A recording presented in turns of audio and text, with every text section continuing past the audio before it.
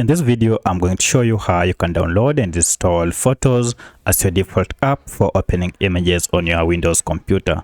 So if I go ahead under my downloads here, you can see the default app is not Photos.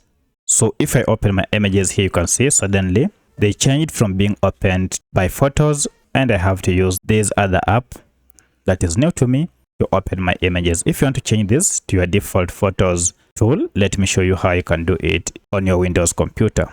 If you found this video helpful, I'll kindly request that you support me by liking the video and also by subscribing to my channel.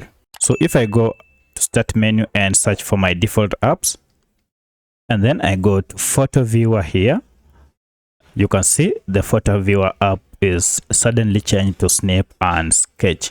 And I'd like to go ahead and change this to Photo, but from the list I can't find the Photo Viewer app that I want called Photo. So to get it, just go ahead and open Microsoft Store by clicking on this icon down here. If you go here, go ahead and create an account, and then you can easily do this using your Google account. Then head up here and type in Photos, and this will take you to Microsoft Photos app that you can download, and this is the app that I'm looking for. I want to get it and set it as my default Photo Viewer app. To download it, go ahead and click on Get, and this will begin the process to download this app on your Windows computer. And now our Microsoft Photos has been installed. So if I hover over, I can now open, and if I go to my apps, now I should be able to find it.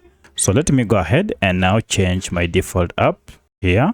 So let me go ahead, and you can see now Photo Viewer is now my default app. So you can go ahead and change it to any.